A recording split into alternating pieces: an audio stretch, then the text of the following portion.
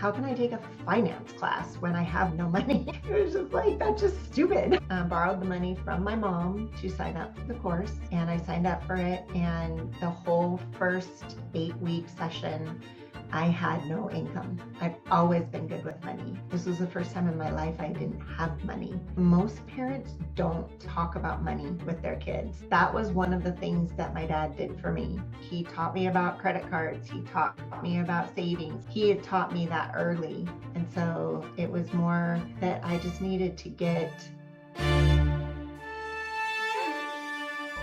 Welcome to Intrepid Storytelling, where the brave, the courageous, the dauntless, and the resolutely fearless share their journeys of hope, grit, and transformation. These are the voices of the valiant, those who dare to rise, to dream, and to tell their truth out loud. Because every story has the power to inspire, and yours just might change the world. I'm your host, Deanna Powell.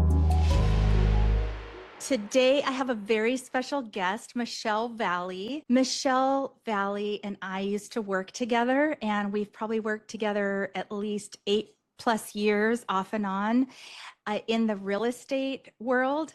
But Michelle has ventured off to create a business called Freedom Collaboration. And Freedom Collaboration was created as a result of her desire to serve business owners who are not getting the support they truly need in order to achieve the dream that originally inspired their business in the first place. And so, without going into too much detail, because I want Michelle really to talk about her project and her dream that she made come true. So Michelle, I'm so glad you're here. I have missed you. I don't get to see your face enough anymore.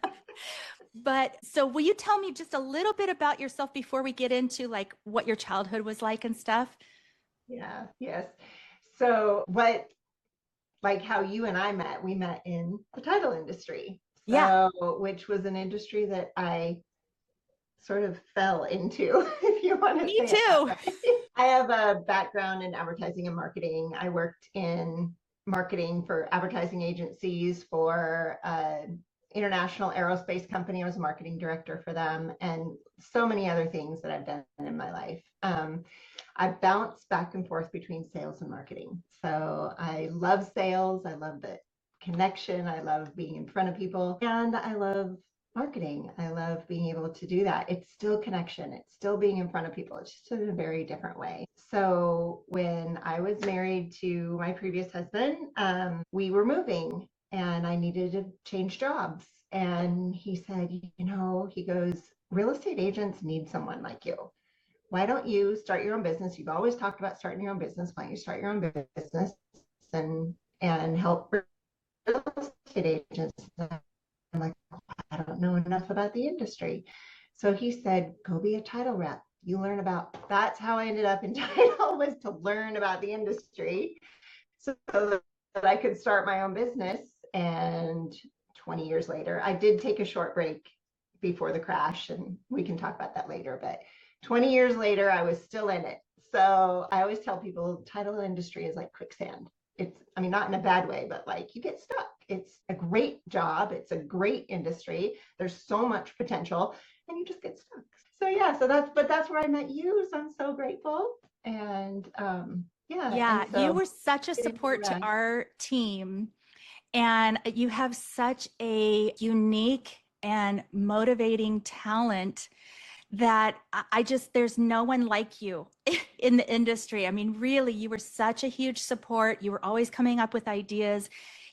How we can get you in front of more people and you in front of more people. And I think probably with Freedom Collaboration, you probably help real estate agents get in front of people. Like, you really do have such a talent for that.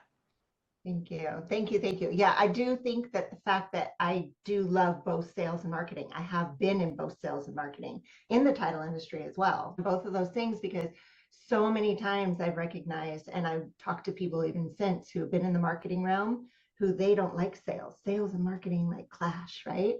But the fact that I've done both and I've been both and I've been in both shoes, it really does help me. I do help real estate agents, but believe it or not, that's actually a smaller portion of my business. Oh, So So yeah. Okay. Well, let's talk about that at the end. Okay. But what I really want to know, and this is my favorite thing about this podcast, is getting to know each person and what their background is. Like, how did you grow up? What was your childhood like? And all of the things that come after that. So, will you tell me, like, where were you born? What was childhood like for you? So I was born here in Washington, little town called Shelton, Oh. Christmas Town, USA. That was what we were known for. We exported more Christmas trees than any other in the United States back in the day. We've even had trees in like famous places. I don't know if we've ever had it in the White House, but yeah. So Did you that's grow where up I on was a Christmas from. tree farm? I did not. Oh, No, okay. I did not. My family had like 5 acres, but not a Christmas tree farm. But you were surrounded by Christmas trees. Yes. So, Yeah, it's you like could go Christmas year anywhere. round. We always joke that we had more Christmas trees than people in our county. Totally. Small town. My parents got divorced when I was young, and my mom remarried when I was 8. And he, right when they got married, got a job overseas in England. And so I moved to England when I was 8. And that's, it's funny. You asked the question about like our purpose for speaking out, our purpose for our story. Oh, right. And so I don't know if you're Yeah. going to get there, No, but no, this I was do. I usually ask that at the beginning. Well, I'm going to ask it again at the end. But okay. yeah, tell me Yeah. why do you want to tell your story? So it was funny I have so many aspects, obviously. And like your mentor, I've referred her to many, many people. I love, love, love her, Miss Lori. So, but I did a podcast with her and we talked about like my why for starting this business. And that was different. And I've talked about that. So I loved your question and I really sat with it and said, okay, why is this one different? So the answer to that question is I wanted to share my story because I finally learned that strength isn't about doing everything, that it's about choosing myself, choosing my well being, choosing my values, choosing my freedom, right? And Mm. so, why that's important to this aspect of the story is because when I was 8 years old, moved to England, my mom had her new husband, had me, had my sister, and had my stepsister. She had like the whole package. And my dad was back in the United States with nobody. So, I mean, Mm. that even brings up like this little, right? So Mm. I kept telling my mom, I want to go back and live with my dad. I want to go back and live with dad. He doesn't have anybody. He needs someone, right? Mm. So if you kind of think about it, like that was the start. That was that impetus of taking care of everybody else. Like I took it upon myself to take care of my dad. So finally, after a year of begging, my mom let me.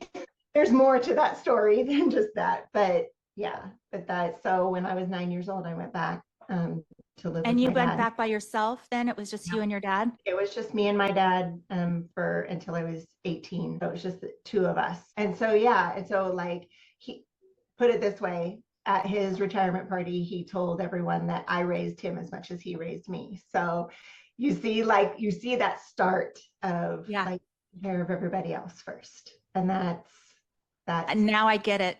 yeah.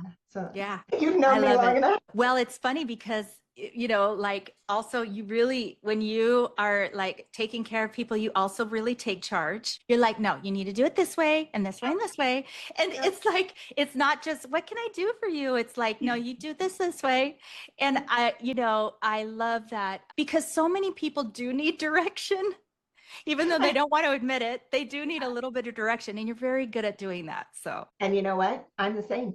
So yeah. that's one of the things that I do. I surround myself with people who can help me find my direction and point me in the right direction too. So that took me a while. And thank you for so nicely saying that I'm bossy. Well, I'm the same way. So, admittedly. So yeah, so I moved back to my hometown with my dad, lived with him till I was 18. And then, I mean, there's more to all that. Obviously, you're probably going to ask me other questions, but that's Yeah, like the gist. You wanted a gist. And so that's where I came from. that's amazing. I didn't know that about you, which is so fun to get to know that part. You have no English accent. Just kidding. You know what was funny is after I lived there, so I actually lived there twice. I moved back with my mom when I was 12 because my dad went through a second divorce, and so he needed to take care of that. So, but when I came back when I was 8, because I went to an English school when I was 8, I actually did, and it was so funny because it would come out when I was tired. So like when I was tired, it would come out. It's funny, but no, I wasn't there long enough to hold on to it. Yeah, they say that about Southern accents too. It's just, whatever when you're really tired. So kind of when you kind of came through adolescence and then as you're kind of in your young adult life, were there any relationships that sort of shaped your worldview? Anything that impacted you in a way that still kind of hang on to those things? My dad was the biggest one. So he was my best friend, and he was my everything. He was my world. You're gonna make me cry. I wasn't expecting to cry today. So, but yeah, he was my world. And I In would what say way? there were so many things that he taught me that I actually have heard myself passing on to my kids and stuff like that. So What would you say is like one of the main things that you either catch yourself saying to your kids or just it's a mantra that he instilled in you? so many.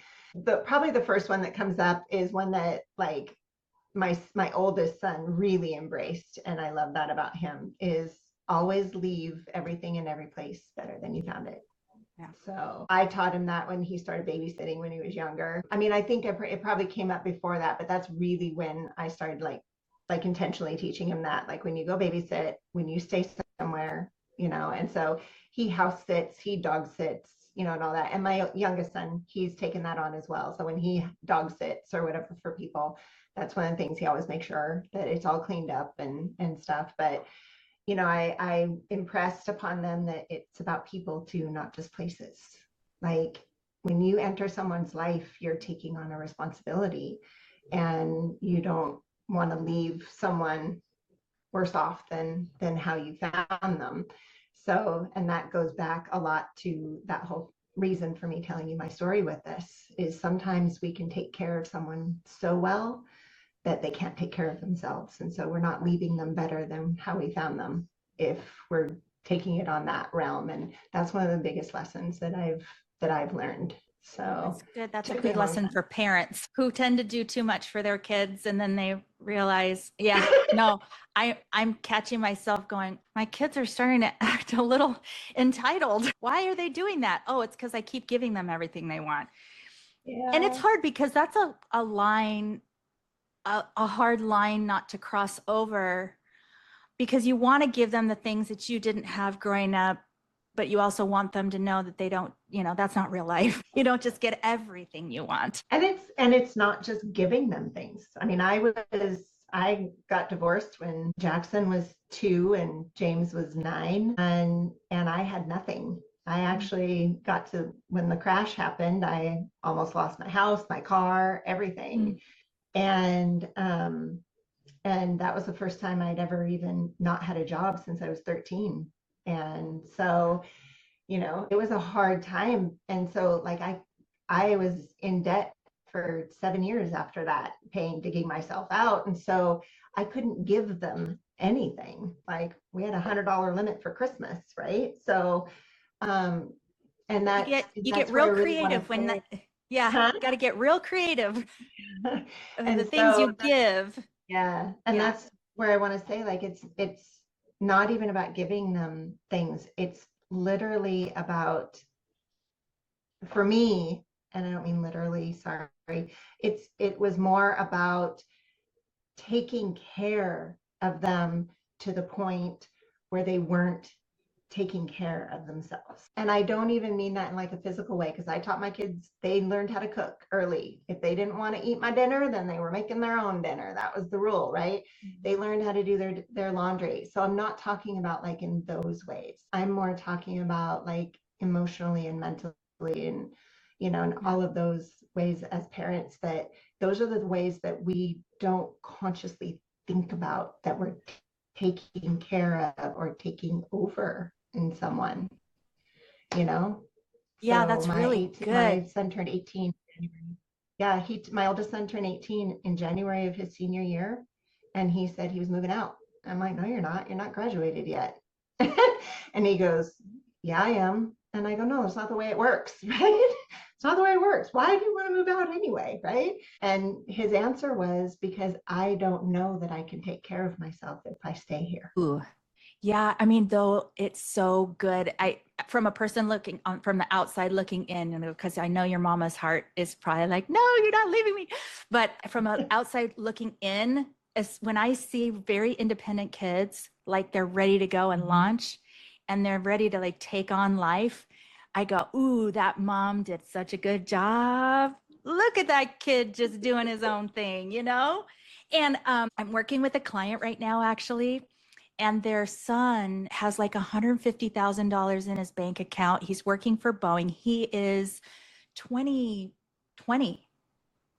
years old.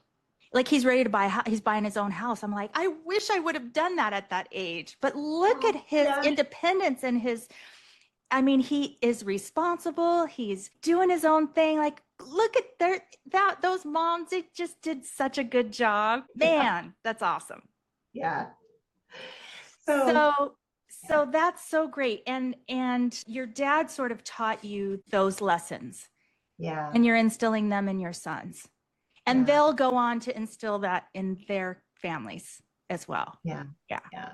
It's a legacy that's passed down. It's pretty cool. Well, what kind of did you have any like romantic relationships that shaped you as well? Do you want to talk about any of that? I know when I talk about that kind of stuff, it's like, oh boy, do you have 5 hours I to know, talk about? right? And you know what's funny is probably, I don't know, even 5 years ago, I would have gone on and on and on and on and on about it, right? Like Mm. it's because it did impact my life for a long time. And over the last 5 years, I've really taken responsibility for my part in those, which has helped me really clear and let go and release.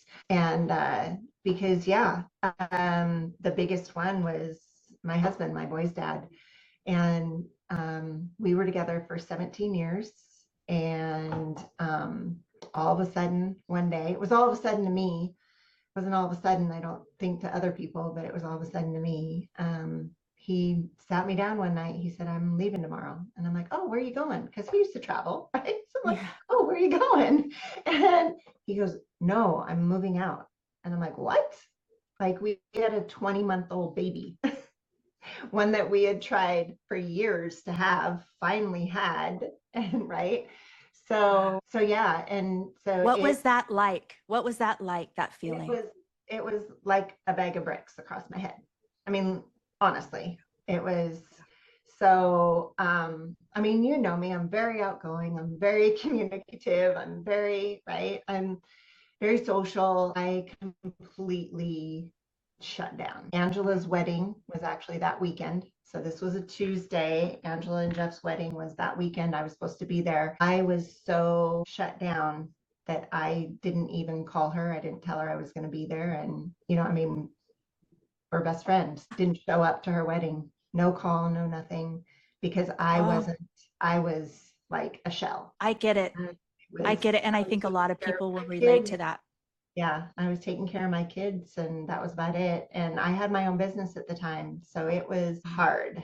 It was super hard. I had I had quit title because of my pregnancy, because I had a high risk pregnancy. And it was just, I had to go into the hospital like a couple times a week to get my blood tested and all that kind of stuff. I had to do injections, blood thinner injections, my whole pregnancy. It was a whole thing. And it was stressing me out to drive, to be honest. I kept having panic attacks, worried about driving, crashing, bleeding out, losing the baby. I mean, like, Oh my gosh. it was just all these When you're things pregnant, the dreams are so vivid too. so It's vivid. like, yeah. Oh, And wow. and so I had quit my title job, and that's when I started my marketing business. All I did was manage direct mail for real estate agents. That's all I did. So, and I was $10,000 months. I mean, it was wild. It was wonderful. That was back before the crash. So, yeah, and ended up getting divorced. So it was like I always kind of call myself a zombie during that period. Like I wasn't present with Yeah.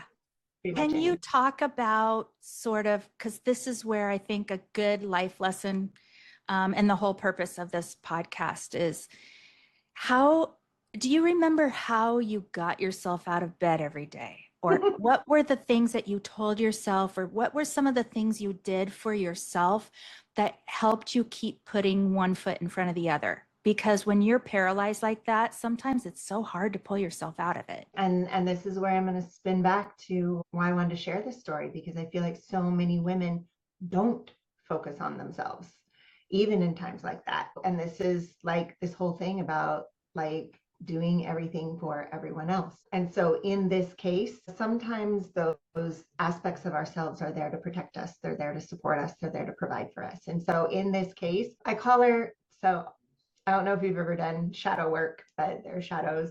We have shadows in our lives. We have like things. And one of my shadows is Superwoman.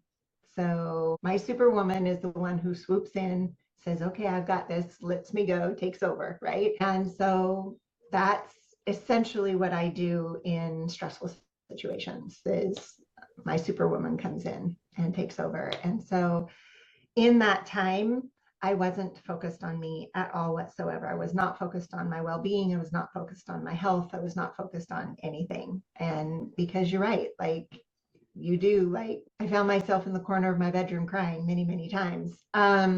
I focused on my kids. I mean, honestly, that was the reason that I survived all of that, that I even got through it all. And the fact that, I mean, I don't even want to say that, okay, because I've rewritten that story in my life. I've rewritten that story. I've looked back and looked at it from a different perspective. So what I see now is that that I was brave, that I was courageous.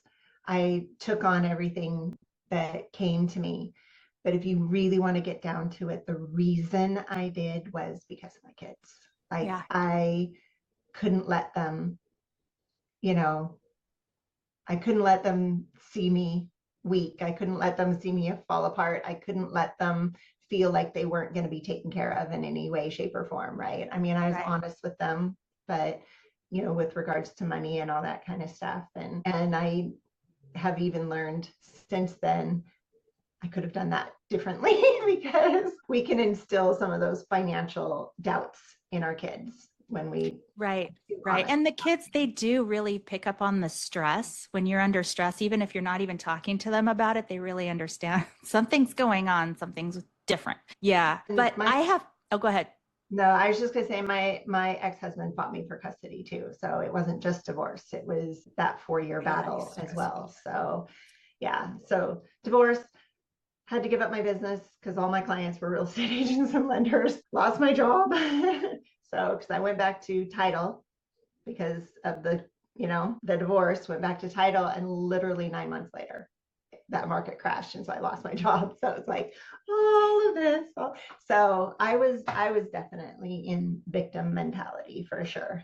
I was. Yeah. So that's my piggyback question on this, because at some point where you're in just trying to survive mode and victim, you kind of have the victim mentality, but not in a bad way. Okay. Because that's normal. It's normal to grieve a little bit about what you're going through. But there is a moment where you go, there is a pink cloud. There is a light that's shining on me. There is hope. There is a way to turn this around. Do you remember when that was? Because you said, Net, you don't think about that situation or that time in your life the same anymore. What was that transition like? So I have a couple of things. So first of all, someone we both know was like my angel, and that's Angela Ford. Mm. So I love her. I know. So she literally fought for me to be able to come back to work as fast as possible. I actually only ended up being laid off for about 9 months because she fought for me. She fought for me again when, she changed companies, and there was no position for me. And she's like, no, you don't understand. You need Michelle. I need Michelle. So she fought for me. And she always has. She's always been there for me. And so that was definitely one. When you talk about the pink cloud, though, there's a couple of things. And it's interesting because I don't know that I've ever thought of them that way until you just said that. Like they dropped in. And one was because I was like completely broke because I had my own business and then went back to work only for 9 months and I got laid off. So there was no unemployment. So like I had no income at all whatsoever. So that's where I was almost lost my house and my car. And I mean, it was like major negotiating. And what hit me, what came to me in that moment, not hit me, but what came to me, what was offered to me was at church. They started doing Financial Peace University. And I remember sitting in church listening to this going, oh my gosh, I need that. But like, I have no money. How can I take a finance class when I have no money? It was just like, that's just stupid in my mind. But I went ahead and signed up for it, borrowed the money from my mom to sign up for the course. And I signed up for it. And the whole first 8-week session, I had no income. So we're sitting here learning how to budget, learning how to, right? And I've always been a great budgeter. I was the budgeter in my family. I was the primary breadwinner for all but maybe 2 years of my 17-year marriage, right? So I've always been good with money. This was the first time in my life I didn't have money. So I really do think, though, that that was like, I'll just say it this way, like that was God cradling me and preparing me. Like I didn't have it right then, but it was almost like I could pay more attention to it and soak it in more because I didn't have any money. It was just so interesting. And the second year, the leadership stepped out and asked if I would step in. And so I ended up leading it for, I don't know, 6 more years. And in that whole 6 years, I ended up paying off all of my debt. And I was completely debt free at the end of that 6 years. So when you talk about a pink cloud, and one of the things that I really got from that is being open and being willing to take on something even when it doesn't make sense. And that's something I've definitely taken on. No, the way I see it too, just as you're talking, it is like you invested something in yourself. You took a small amount of money, which is probably a lot of money at the time, but looking back on it, you went and said, this is worth my investment because I know it's going to create a better life for myself. And even without really knowing what was to come, you had an instinct that even just creating a budget, for some Right. people that doesn't cost anything to create a budget, but then learning how to pay your debt off and that debt snowball thing, it's such good information. And if you can invest in yourself to learn how to do that, really does give you, there's the word freedom. Freedom. Oh, yeah, very much. And Yeah. what's funny is I also never thought about this, but now telling you the story after the question you asked about my dad, that was one of the things that my dad did for me that most parents don't. Most parents don't talk about money with their kids. Mm-hmm. And he did. He taught me about credit cards. He taught me about savings. He taught me about, because he had filed bankruptcy, because he had lost money, because he had gone through, having all this credit card debt and everything. So he had taught me that early. And so it was more that I just needed to get a reboot, right? A reset and start over and, to be able to move forward. Mm-hmm. But yeah, I also see now, like your question about what did you do for yourself? Like, I didn't think about that being for myself at the time, but it absolutely was for me. It was something I was investing. And you know what? When you have nothing, you are at the reboot stage. You're like, well, I can only go up from here because I am literally in debt right now. Yeah. And I remember in my own story, and you know this, when I got sober and I was overdrawn in my bank account. And I'm like, well, like, what else can I do except for just go get a job? Because I literally am starting from zero, negative zero. Oh. Yeah. But, it's such a cool place to be because your life is getting ready to shoot you off in a new direction. And, it's amazing. Okay. So you get divorced, you were able to keep custody of your kids. Yes. Yep. Okay. And did you get to learn how to co-parent? What's your relationship with your There's ex no, like? There's no co-parenting. Oh, okay.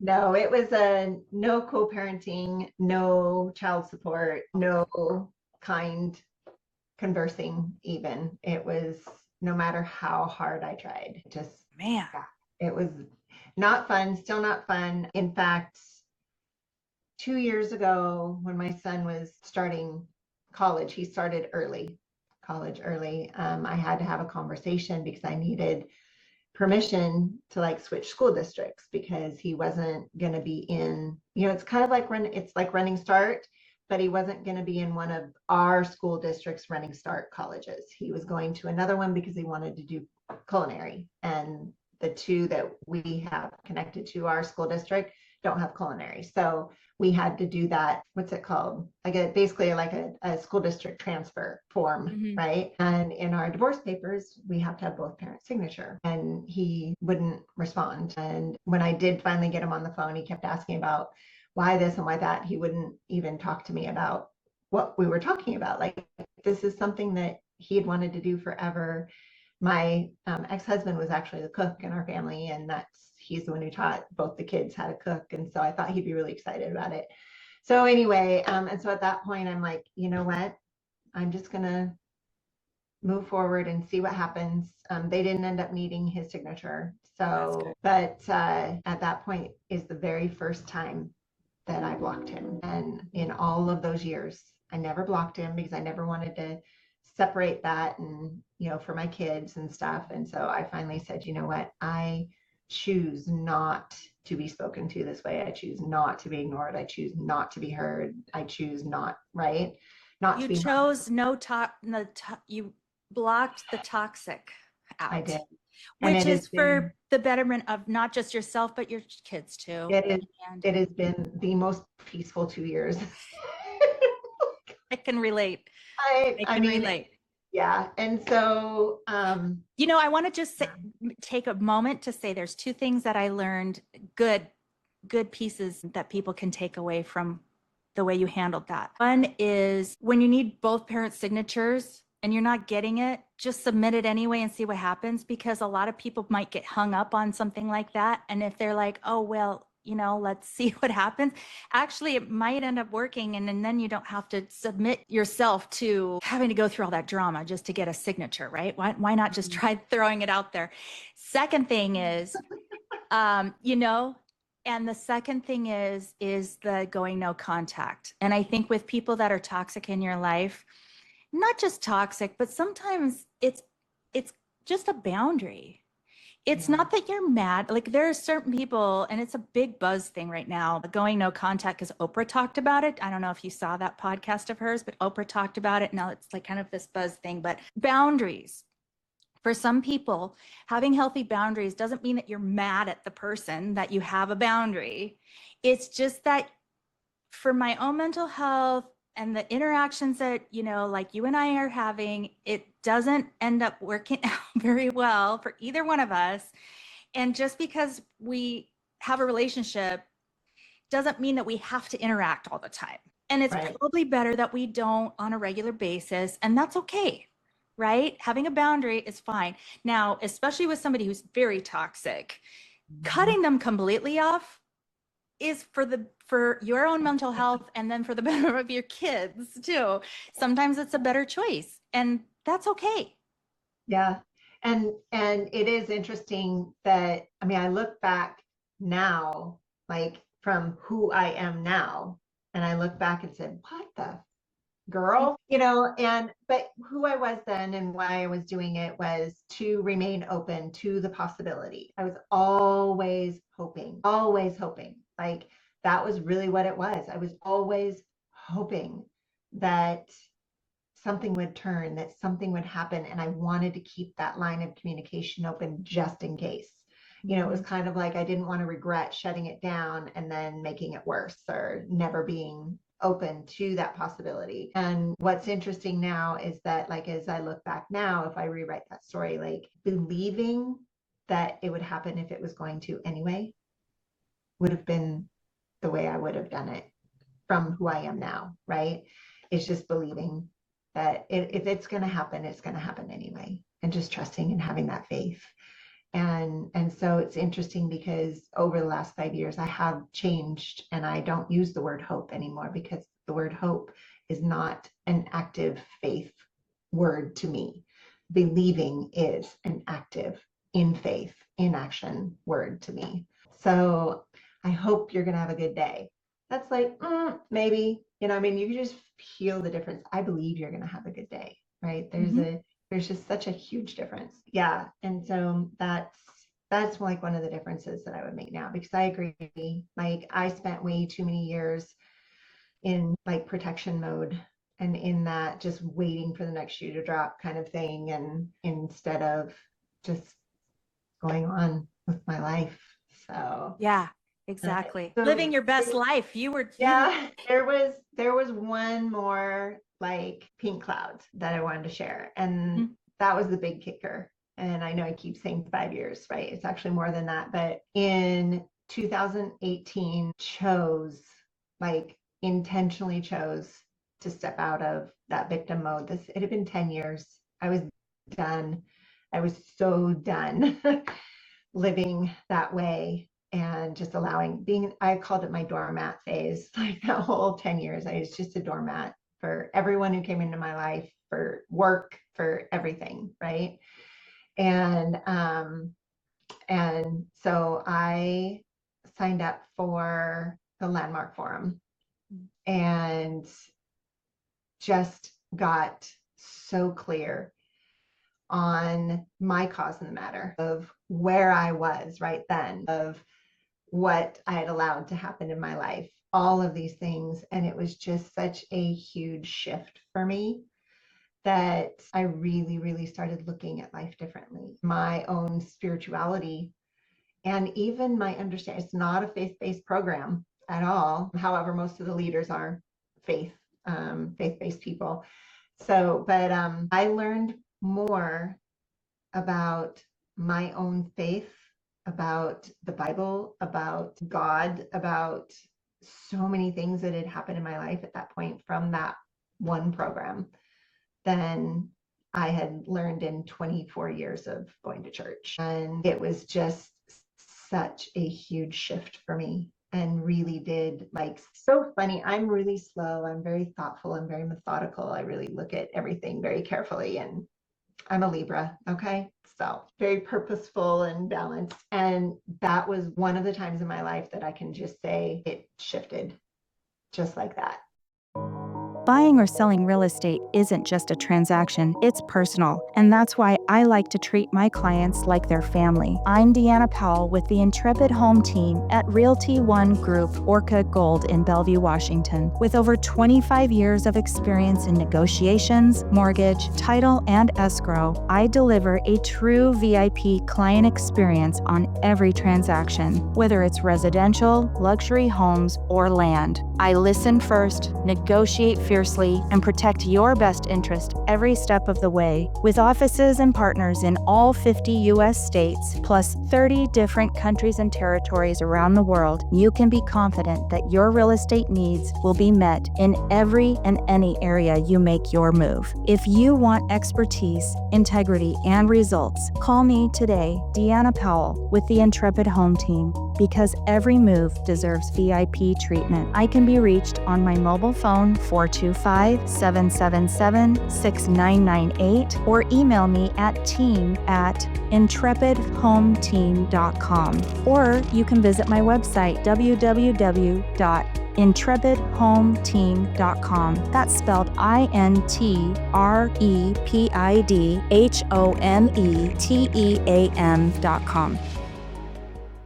I've noticed you talk a lot about what was my role in these certain things that happened in my life. What was my role?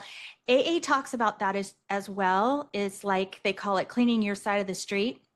Yeah. And I love that because you do play a role even when things do happen to you, but you do have a role in it. And all that's needed is to look at yourself. Because you can look at everybody else, but we forget that, okay. And then there are certain relationships where you're stuck in this relationship. It's like, wait a second, you're not stuck. You could totally get out of that. Look at your role and then plan your role out, you know, that Well, kind of thing. responsibility is simply how we respond. Yeah. Yeah. So taking responsibility for something is taking, you know, owning how we responded, how we respond to it. So, yeah. I love it. And not just owning your response, but also owning, you know, what you're in your next, well, owning what your original, not response, but what I'm trying to say, you're not on defense, you're on offense, Yeah. right? Owning your offense part and then owning also your defense part. Yeah. Right. So yeah, it's really good. And I think that goes along with the fact that, okay, here, this is your book. You get to write your own your next chapter. So what are you going to do with that pen as you write your next chapter, sort of thing? So Landmark kind of taught that for you? Oh, yeah. Yeah. Yeah. Oh, And do yeah. you still use, I'm sure you do, sort of the principles and things that you learned? Are Yeah. you still active in that group? It's not about, I suppose it's not about being active. But yes, I actually just finished a money seminar with them, and I'm stepping into a breakthrough seminar for 2026. So I'm excited about that one. Ooh. And what it did for me though, is it opened me up to other possibilities. So in 2020, I started a energy healing with an energy healing school, because through Landmark and a lot of the stuff that I learned there, it really got me looking at everything as energy, like what we're putting out. I mean, everything is energy, but what we're putting out is the energy that is reflecting back to us.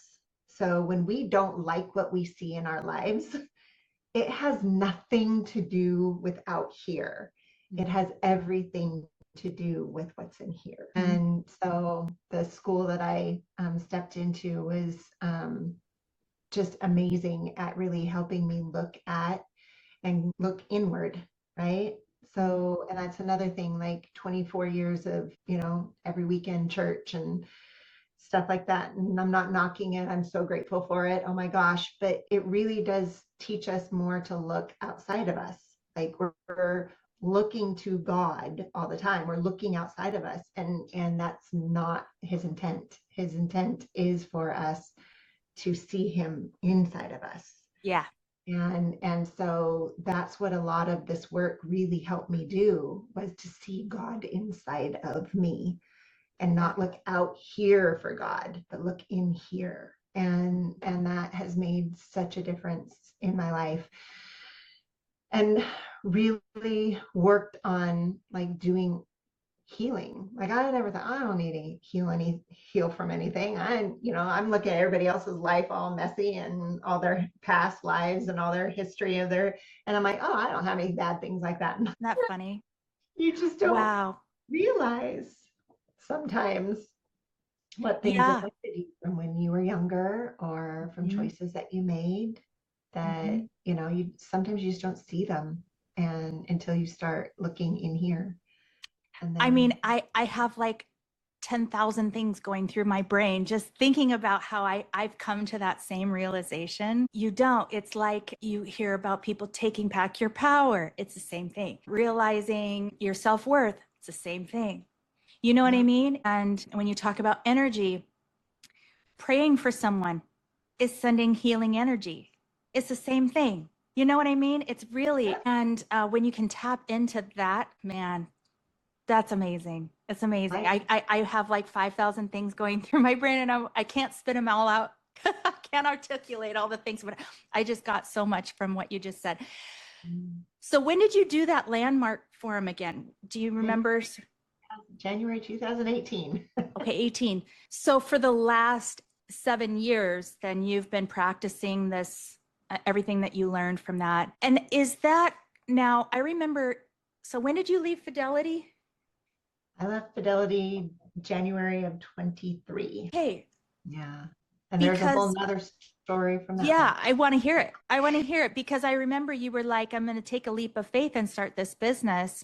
Will you talk about that? Because that is so inspiring. Okay. I'm serious. Yeah, on 12/20, so almost 4 years ago, 12/21/21, I got into a car accident on the way to work. Pickup truck, long story, but a pickup truck basically like backed into me full speed. And he admitted he didn't look, all this kind of stuff. My car didn't look that damaged, but like in the moment, I know now, but I didn't know then, but I had a concussion and I was in shock because I did not do anything that I normally would have done. Like I didn't call the cops. I barely got his insurance information. I didn't take pictures. I didn't ask any witnesses. I mean, all the things that my type A personality would have been all over, right? Yeah. Especially since it was not my fault. And there were lots of witnesses and all this kind of stuff. I mean, I literally didn't do anything that I normally would have done. And on top of that, I drove to work and went to work after. Like I look back now and I'm like, you don't want to talk about that zombie phase again. Like I was an absolute zombie. I was, and this time I really did get hit across the head, so to speak, because it turns out I had a TBI. Took us a while to discover that. But you want to talk about instant like personality change, emotional. I mean, most of my life I've been very, very type A, very structured, very organized, very like I'm a machine. I'll just put it that way. I am a machine. Yes, you are. And at the time I was running 4 departments at Fidelity and had 7 employees. I mean, I'm a machine. So I started noticing that day I got to work, and I work early. So it was like 7 o'clock. It was dark out. And by 11 o'clock, I was throwing up. I was nauseous. I couldn't focus. And so I'm like, guys, I'm going to go home. Like, I'm one of those people, I don't take sick days. I don't take sick time.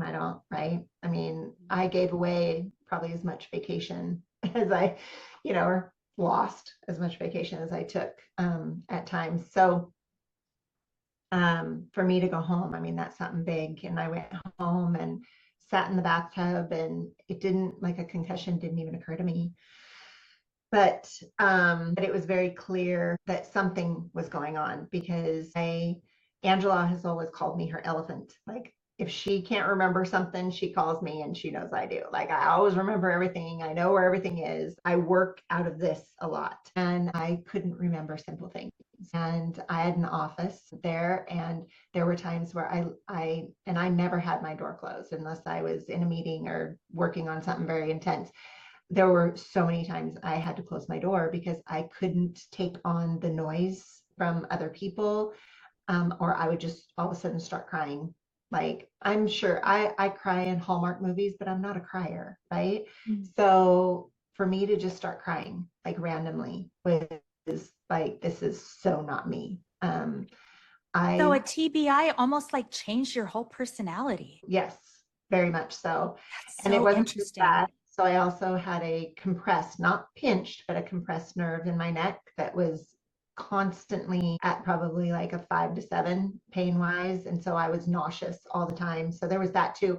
And what's interesting is I was blaming all these changes on that. I was blaming it on the pain. And it wasn't until, I don't know, 5 months in, I finally went and got an attorney, and I'm sitting there talking to the attorney, and like, he told me like throughout the hour conversation, like I, number one, couldn't stop crying, but number two was just bouncing all over the place with my words. And he looked at me and he goes, I've been doing this a long time.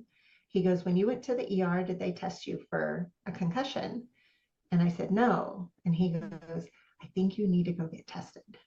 And so he goes, but at this point, the doctors are just going to do a little verbal test. He said, I would like to refer you to a neurologist. So I went to a neurologist, got the EEG, and my whole frontal lobe was flaming red. Like on the scans that they do, that red is like, it was inflamed, the whole frontal lobe of my brain. Still. 5 months later. Oh my gosh. Yeah. How do they treat you for something like that 5 months later? It's called brain therapy, and it's light and sound waves that retrain your brain to work a different way. I ended up seeing 2 neurologists, and basically what they said was that the pain from the nerve in my neck they were fighting each other. So neither one of the inflammation wouldn't go down. I had taken Your pain wouldn't go down. Yeah, the inflammation wouldn't go down, so the pain wouldn't go down. And like if we did something to make this feel better, then it was basically what he said is that they're fighting each other. Wow. And the inflammation. So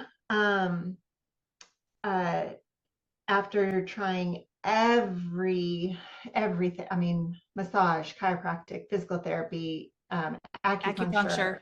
I tried everything to get the pain to go away, and finally got in to see a neurosurgeon.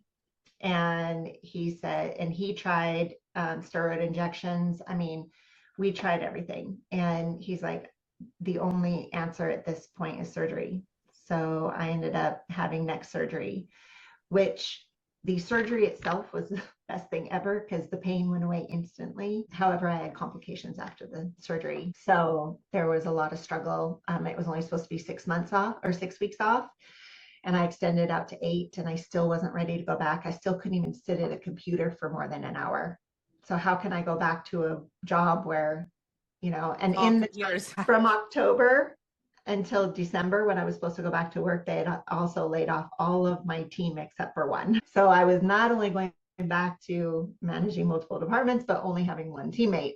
So it would have been just too much. And every single time I thought about going back to work, my body revolted. It was like something happened. The last thing that happened was the day I was going back to work, I ended up getting COVID for the first time ever.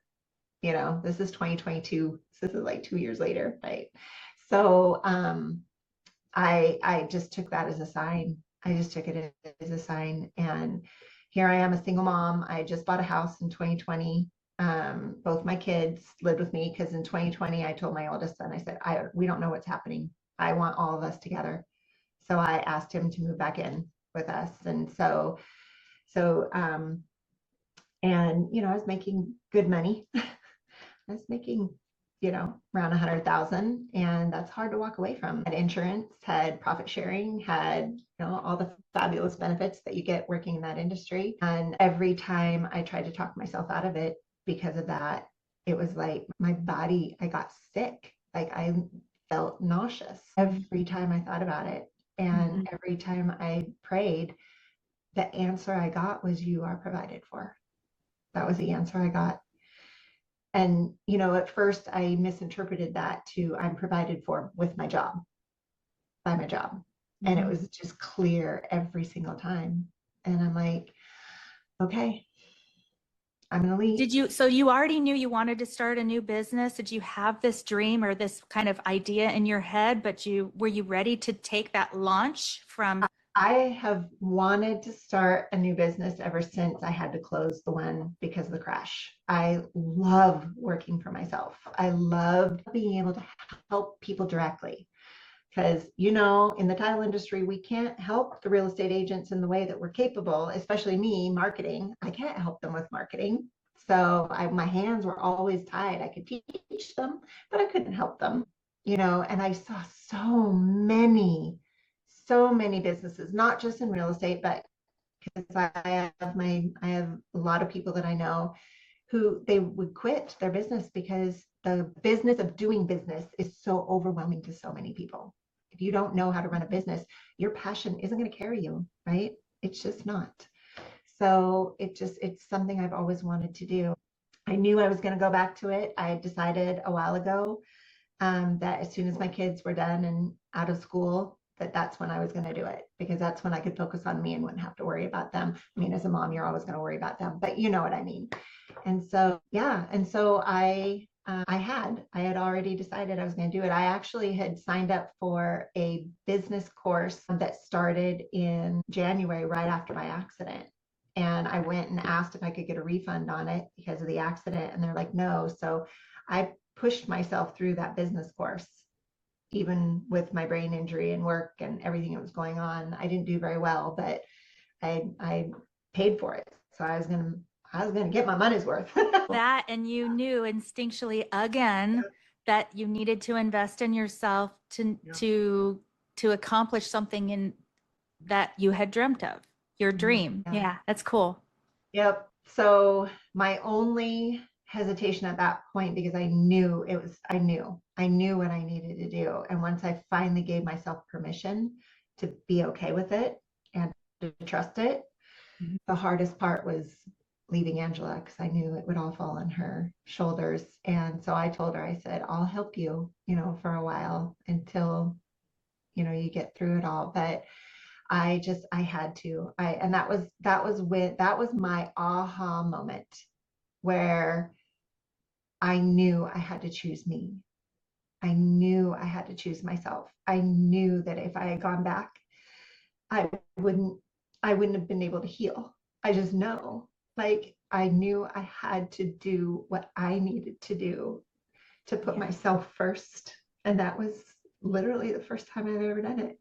And so it was scary, it was hard, it was exciting, it was, all of the things. And what's interesting, like, I've had another business that was successful right away. And so I had that expectation stepping into it, and that expectation has not been the same. Like, the experience has not been the same. It's so much different.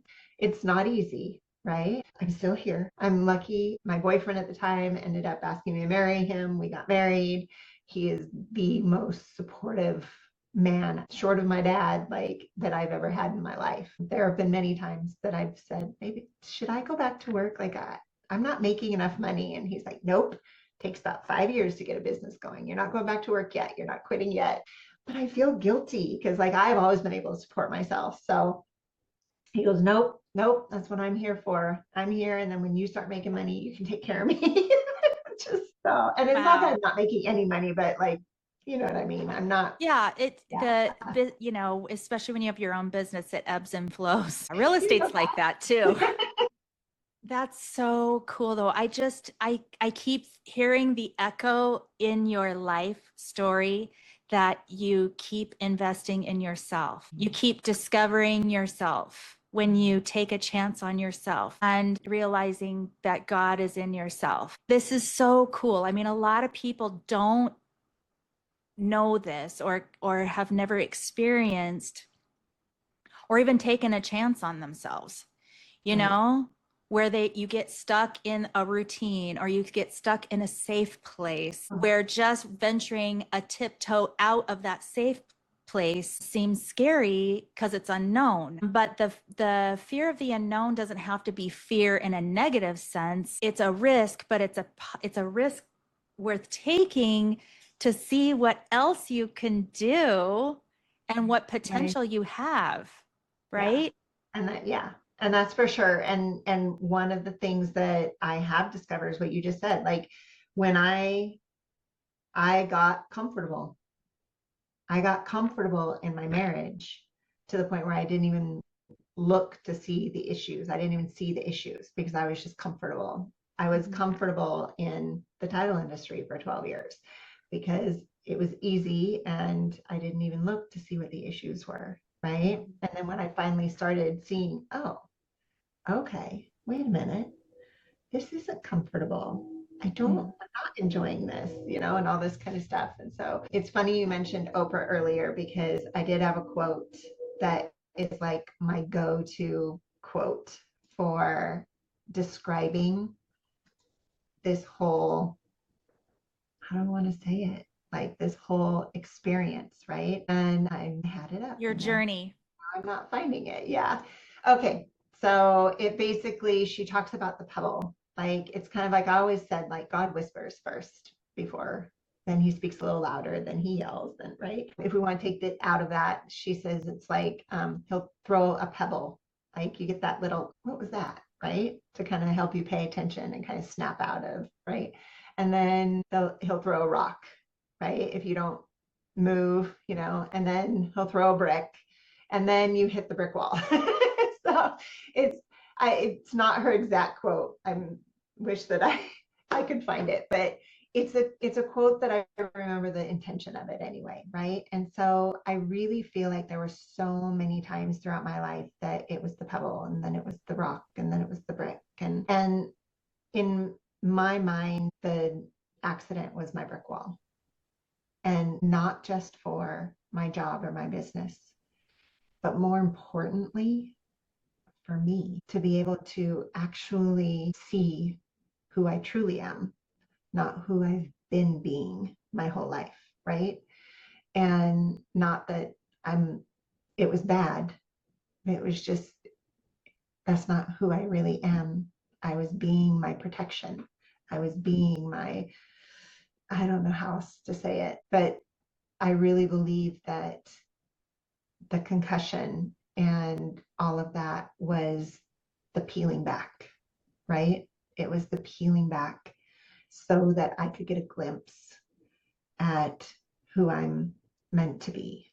Mm-hmm. And so it's interesting over the last 15 years or more, I've gotten so many examples of the bad things in our life are not bad. They're for us. And if we can shift our perspective and really look at it, they're all opportunities for us to step into our next if we allow ourselves to. You know, I didn't at one point. I sat in victim mode for 10 years. I didn't choose to step into my next, you know, it's a choice. I have had the same epiphany. And I remember making a post about it on Facebook. It was after I got sober, but then you're walking through the mud. I call it walking through the mud. And this is the really hard part. But when, so many people, they search for true happiness. What's the fountain of happiness? How do you find true happiness? And I think it's when you can be grateful for the hard things. Even when you're right in the middle of the hard thing, like, okay, my husband just left me and pull the rug out from under me. And you go and you have to dig deep because you're like, yeah, this sucks. This is actually really horrible. But you go, no, something good is going to happen from this. And I need to remember to be grateful that this hard thing, one, I can get through it because we can do hard things. But two, this is going to launch me. And I've used this metaphor before in another podcast episode, but I say the ball bounces higher the harder it hits the ground. Isn't it true? It really does. And when you're going through something really hard, just remembering to be grateful for that hard thing. It's so hard to do. It's a practice. You have to practice it. But it does bring you happiness. Yeah. Well, do you mind if I shift that just a little bit? I don't mind at all. So you mentioned we're always looking for happiness. Again, outside of us. Right. And it doesn't bring us happiness. It allows our happiness because our happiness is already inside of us. And that's really what it comes down to is just remembered. That's one of the things that I've come to, I'll just put it that way, is that I have everything I need already. Everything. Now, are there times I wake up in the morning and say, F it all, not doing this, right? Yes. So, because we all go through those moments. Right. And it takes that, okay, remember, Michelle, it's not hard. You're making it hard. You have everything you need already. So what is that? And you unlocked the happiness that was already inside you.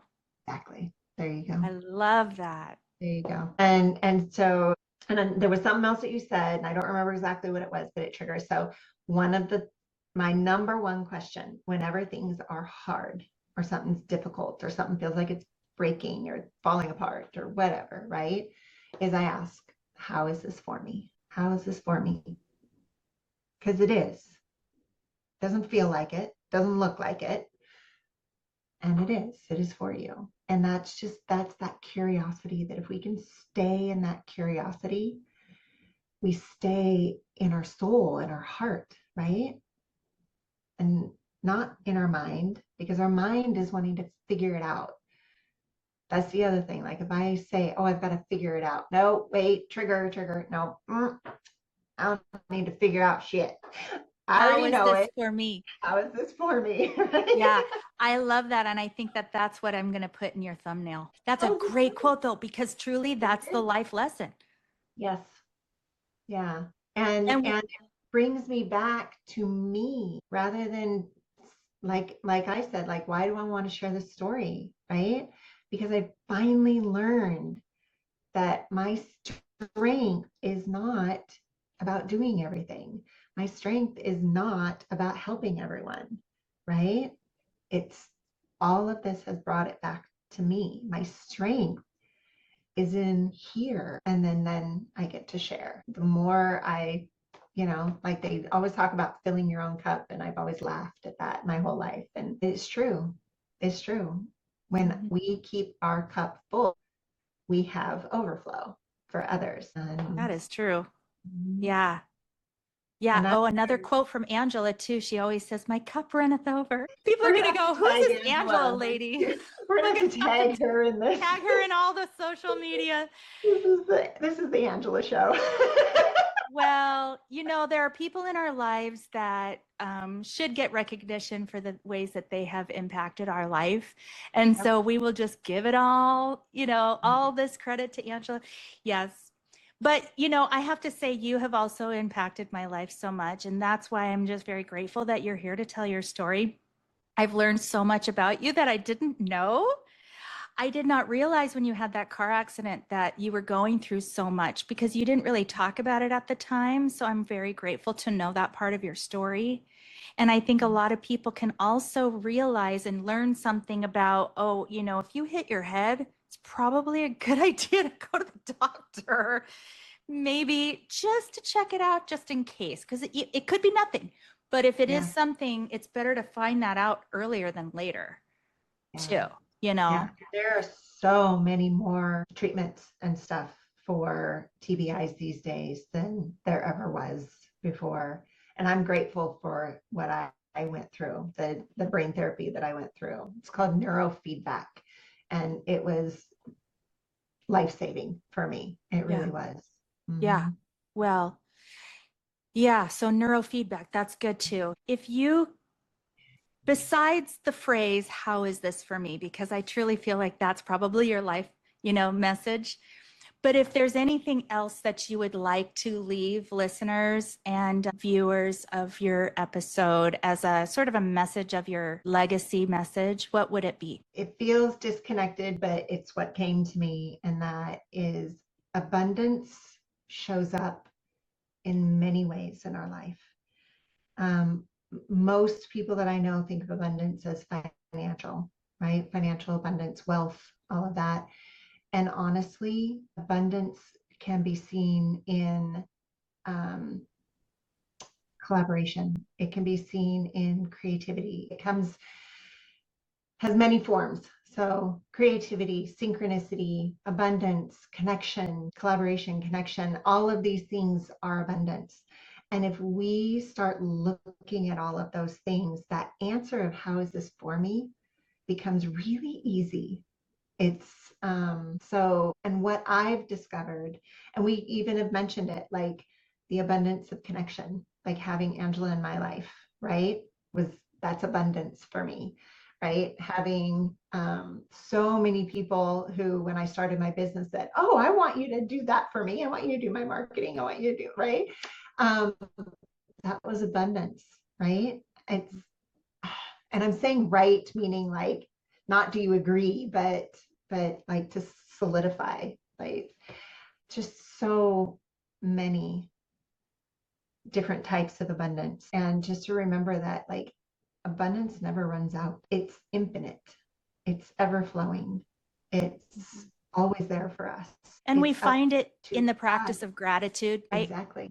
Exactly. So that's, I think, like where it all kind of pulls together. Like when we say, like, how is this for me? Even in the hard times in our life, there's abundance. Like for me in the accident, right? The care providers that I had were amazing. The people in my life, I honestly, I mean, I know we're almost done, but like I couldn't do anything for myself. I couldn't go shopping. Because I couldn't reach my arm up. I couldn't do the dishes. I could barely wash my hair until my surgery. It was 10 months from the accident until my surgery. Like I couldn't bend over and tie my shoes. I couldn't, there were so many things I could not do physically. And my abundance was having my kids with me, because, having my oldest son move back with me in 2020, I never thought that I would actually need that. I wanted my kids together through that. But so much abundance. Wow. Wow. Wow. Wow. That's so cool. Well, okay. Now let's talk about what you do and where people can find you if they would like to have you help them find their fullest potential. What do you do and how can we reach you? So freedom collaboration comes from a belief that I have always had, and that is through collaboration, we all find freedom. I have always surrounded myself with people who have skill sets where I don't.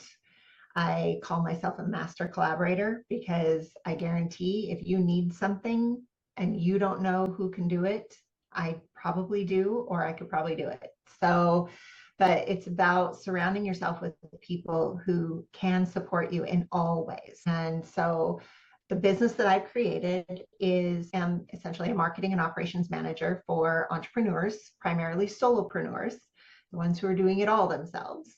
And because that's my heart, that's where my heart is. And my goal is to help them create freedom in their lives to do what only they can do, which is what started their business in the first place.